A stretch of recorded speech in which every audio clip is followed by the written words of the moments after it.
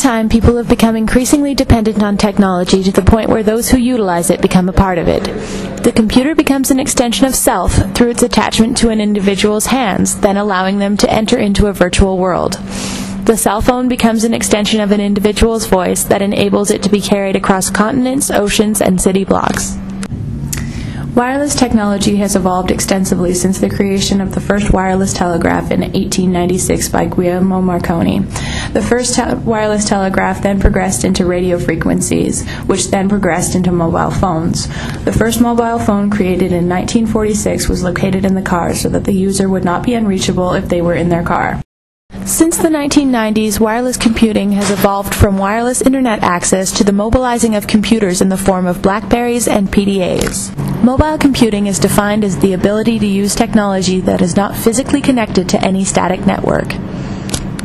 With built-in wireless internet cards and Bluetooth, the individual is given little choice to opt out of decentralized internet usage. As McLuhan said, once it became possible, it became necessary. To explain how wireless technology has been incorporated into society, we will be using Marshall McLuhan's tetrad model.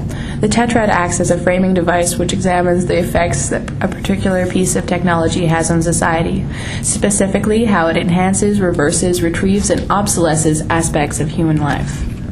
The rapid transmission of ideas and information has become possible, which has massive political and social implications. One notable flash mob occurred in January 2001 in the Philippines. The People Power Uprising was a gathering of protesters that went into the streets of Epifanio de los Santos to force President Joseph Estrada to resign. Their public protest was organized through mobile texting. They used SMS to keep others updated of the events, mobilizing them to the march, eventually forcing President Estrada to leave office. Although flash mobbing is used in a political context, it can also be used for lighthearted gatherings. For instance, in Vancouver, over 100 people met in front of the Vancouver Art Gallery to participate in a pillow fight on March 26, 2006. The fight lasted 15 minutes, after which all participants put their pillows away and left the scene. What negative impacts on life could wireless technology have? Long-term health damage, possibly. It's probably not a threat. It's probably not a worry, but nobody's really done long-term testing. So mobile telephones or telephone wires or computers? Absolutely. I mean, you're exposed to EMR, electromagnetic radiation, that you're not even aware of. Small-town communities are famous for their inability to keep secrets and their increasing talent for gossip. When an event occurs in an individual's life, no matter how personal it may seem, it will oftentimes become the talk of the town. Small towns still exist, but for many they are not actually towns. They are virtual communities where people of like minds can connect.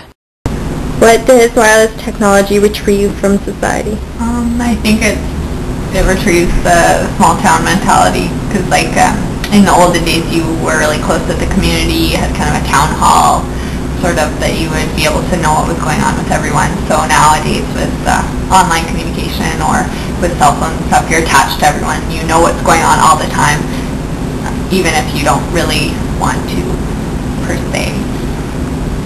What do you think wireless technology threatens to eliminate in society?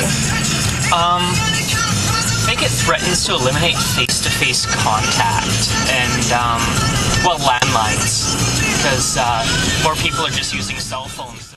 McLuhan stated with regards to technology that once it became a possibility, it became a necessity. We see a truth in this statement with regards to wireless technology.